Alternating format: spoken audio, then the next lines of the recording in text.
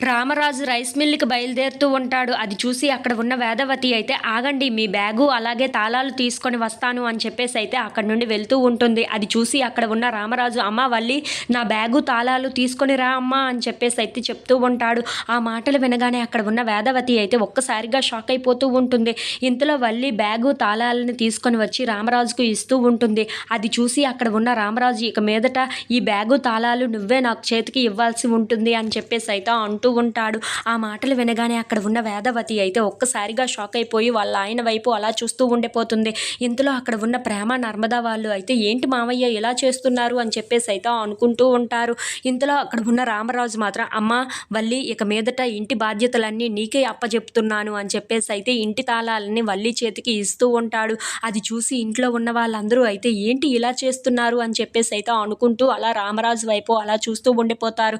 ఇంతలో అక్కడ ఉన్న రామరాజు మాత్రం, "అవునమ్మా వల్లి, ఇక మీదట ఇంటి బాధ్యతలు, ఇంట్లో ఏమి కావాలన్నా ఏం చెయ్యాలన్నా అన్నీ నువ్వే చూసుకోవాలి" అని చెప్పేసైతే ఆ తాళాలను తన చేతికి ఇస్తూ ఉంటాడు. అది చూసి అక్కడ ఉన్న వేదవతి అయితే చాలా బాధపడుతూ ఉంటుంది. ఇంతలో అక్కడ ఉన్న వల్లి మాత్రం చాలా సంతోషంగా ఆ తాళాలను తీసుకుంటూ ఉంటుంది. అది చూసి అక్కడ ఉన్న ప్రేమ, నర్మదా వాళ్ళు మాత్రం, "ఆగండి మావయ్య గారు, మీతో కాస్త మాట్లాడాలి" అని చెప్పేసైతే అంటూ ఉంటారు.